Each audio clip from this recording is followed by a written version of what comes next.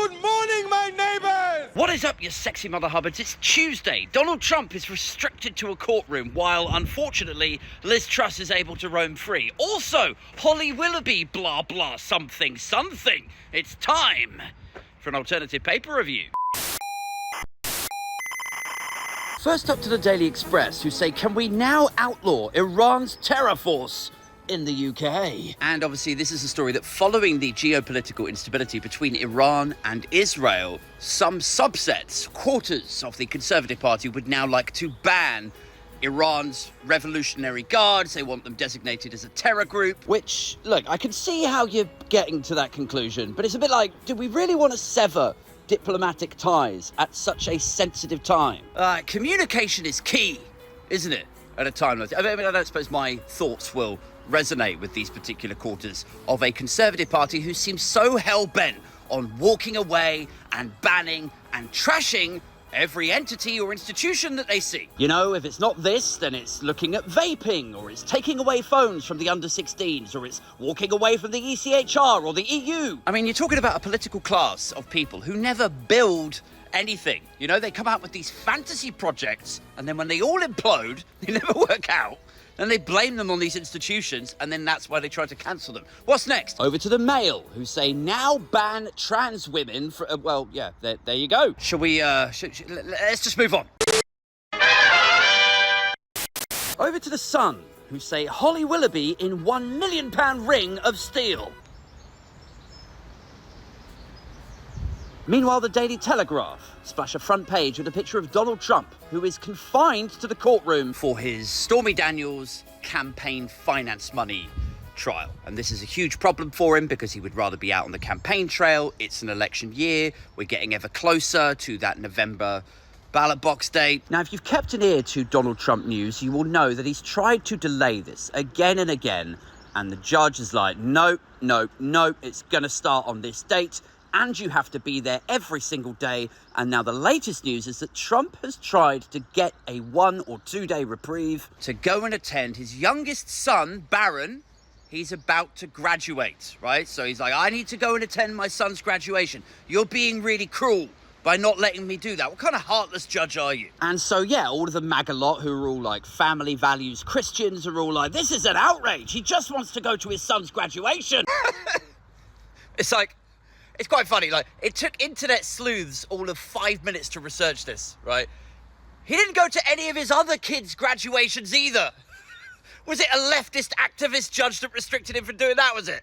Trump has 4 other children, said Black Knight on Twitter. He's made it to exactly 0 of their high school graduations. And to be caught out once like this is, you know, sort of forgivable. You got led up the garden path by somebody you put your trust in, and it turned out they were full of, you know, whatever.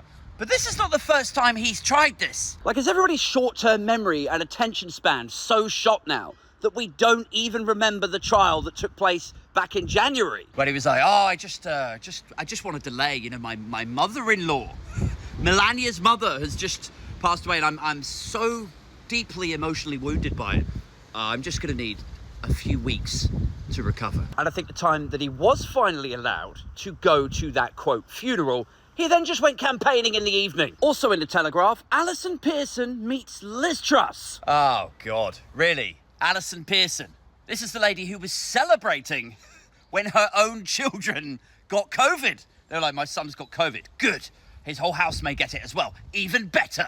Celebrating it! Allison Pearson meets Liz Truss. Well, great. That will be a real meeting of the minds there, won't it? Of course, anyone who's not on Twitter or hasn't been exposed to mainstream media over the last couple of days, Liz Truss is doing everything she can to promote her new book. She's been on LBC, there's Good Morning Britain segments, there's appearances on podcasts, it's everywhere. Everywhere has something about Liz Truss at the moment to promote her book, 10 Years to Save the West. Which is somewhat disappointing because I was hoping the title of it might be 10 Years to Save to be able to afford a mortgage after that mini-budget. My book, 10 Years to Save the West, is out now. May your life be short and your days long, you babbling moron. And anyway, yes, she's doing everything she can to rewrite history. You know, she's on all of these outlets pretending that the reason that your mortgage payments doubled, The reason that everything went so bad wasn't because she was hugely incompetent. It wasn't because Kwasi Kwarteng refused to let the OBR provide an assessment for that mini budget, and that sent the markets into panic mode, pensions, bonds, everything imploded. None of that happened, apparently. Instead, what it was a global left activist conspiracy to keep us in this high tax paradigm. Anyway, I know that's all ridiculous and chaotic and at times very depressing, so I want to try and leave you on an uplifting note. Let's try and wrap up on a positive news story. Are you ready? Here we go. NASA scientists have discovered a new black hole that is, quote, close to Earth. Yeah!